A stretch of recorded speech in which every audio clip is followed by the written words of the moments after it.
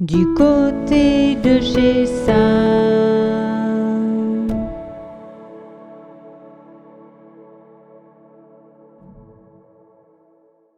Bienvenue du côté de chez Sam.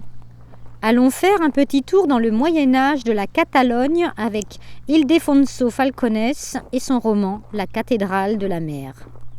Bernat Estagnol, paysan, célèbre ses épousailles avec Francesca, mais l'arrivée de Llorenç de Bellera et de ses soldats gâche la fête. Le seigneur de Nabarclès dépucelle la jeune mariée, puis oblige Bernat à accomplir son devoir conjugal.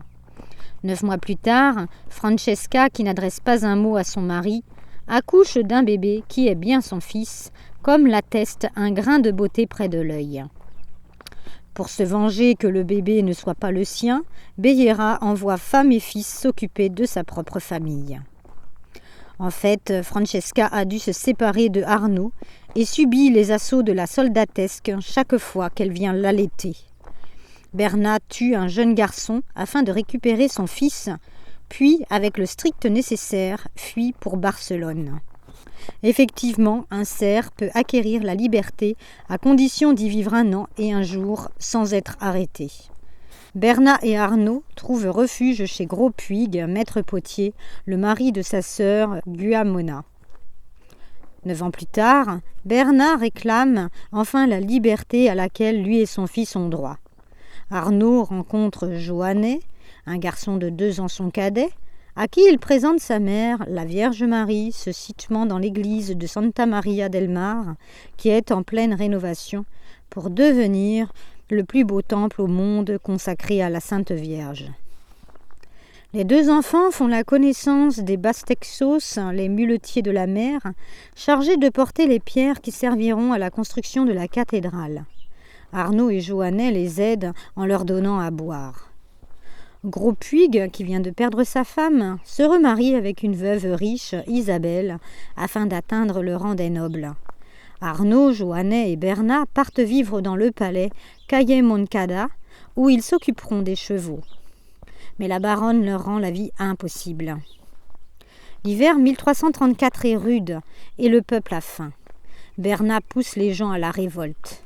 En guise d'exemple, il est arrêté et pendu.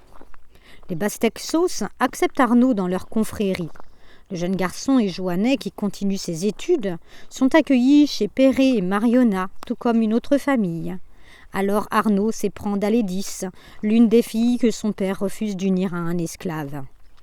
5 ans plus tard, Arnaud épouse Maria, la fille d'un Bastex, alors qu'Alédis a été mariée à un maître tanneur et que Joanne entre dans l'ordre des franciscains. Bien que Maria soit une femme dévouée, Arnaud la trompe avec Alédis.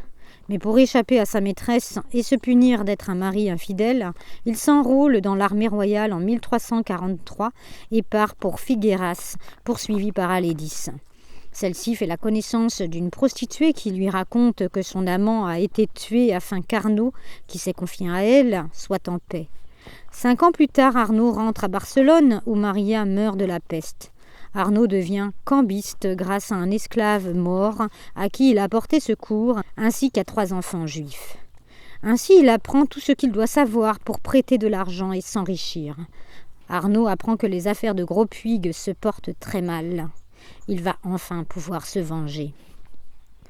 Un roman sur l'Espagne moyenâgeuse avec ses us et coutumes, l'influence omnisciente de la religion et l'obsession du roi Pierre IV à agrandir son territoire.